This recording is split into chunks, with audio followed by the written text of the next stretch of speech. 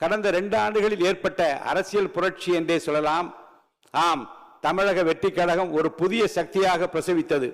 மாற்றத்திற்கான மக்களின் விருப்பம், இளைஞர்களின் அரசியல் பங்கேற்பு, நல்லாட்சிக்கான எதிர்பார்ப்பு ஆகியவற்றின் வெளிப்பாடாக இந்த இயக்கம் வளர்ச்சி பெற்றது. இளைஞர்கள், பெண்கள், தொழிலாளர்கள் மற்றும் சாதாரண மக்களின் எதிர்பார்ப்புகளை சாதி மதமற்ற சமூகத்தை உருவாக்க வேண்டிய கடப்பாட்டினை நிறைவேற்ற இவர் ஒருவரால் மட்டும்தான் என்று முடியும் என்று நினைத்த மக்களின் உயிர்ப்பாக நம்முடைய முதலமைச்சர் அவர்கள் திகழ்ந்தார்கள்.